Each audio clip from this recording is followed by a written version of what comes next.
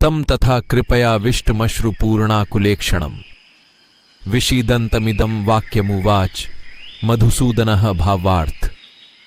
संजय बोले, उस प्रकार करुणा से व्याप्त और आंसुओं से पूर्ण तथा व्याकुल नेत्रों वाले शोकयुक्त उस अर्जुन के प्रति भगवान मधुसूदन ने यह वचन कहा। श्री भगवान उवाच कुतस्त्वा कश्मलमिदं विस्मय समुपस्थितम् अनार्य जुष्टम स्वर्ग्यम कीर्तिक्रमर्जुन भावार्थ।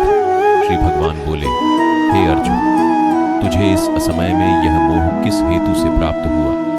क्योंकि न तो यह श्रेष्ठ पुरुषों द्वारा आचरित है, न स्वर्ग को देने वाला है और न कीर्ति को करने वाला ही है। क्लैब्यम मा स्म गमः पार्थ नैतत्त्वयुपपद्यते क्षुद्रम हृदय दौर्बल्यम त्यक्त्वोत्तिष्ठ परंतप भावार्थ।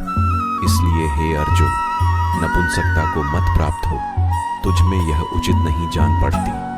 हे परंतप, हृदय की तुच्छ दुर्बलता को त्याग कर युद्ध के लिए खड़ा हो जा।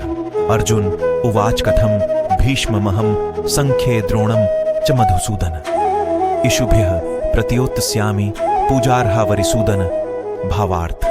अर्जुन बोले, हे मधुसूदन, मैं रणभूमि में किस प्रकार बाणों से भीष्म पितामह और द्रोणाचार्य के विरुद्ध लड़ूंगा, क्योंकि हे अरिसूदन, वे दोनों ही पूजनीय हैं। गुरुन् हत्वा हि महानुभावा श्रेयो भोक्तुं भैक्ष्यं पीह लोके हत्वार्थ कामांस्तु गुरुनिहैव भुंजीय भोगान रुधिर प्रदिग्धान भावार्थ। इसलिए इन महानुभाव गुरुजनों को न मारकर मैं इस लोक में भिक्षा का अन्न भी खाना कल्याणकारक समझता हूँ, क्योंकि गुरुजनों को मारकर भी इस लोक में रुधिर से सने हुए अर्थ और कामरूप भोगों को ही तो भोगूंगा। न चैतद विद्मः कतरन्नो गरियो यद्वा जयेम यदि वा नो जयेयु यानेव हत्वा न जिजीविषाम स्तेव स्थिताः प्रमुखे धार्तराष्ट्रः भावार्थ।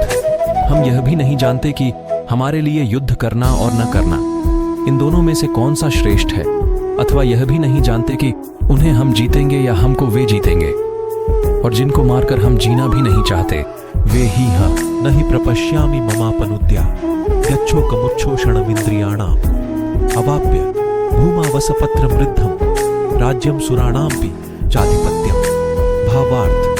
क्योंकि भूमि में निष्कंटक धन धान्य संपन्न राज्य को और देवताओं के स्वामीपने को प्राप्त होकर भी मैं उस उपाय को नहीं देखता जो मेरी इंद्रियों के सुखाने वाले शोक को दूर कर सके।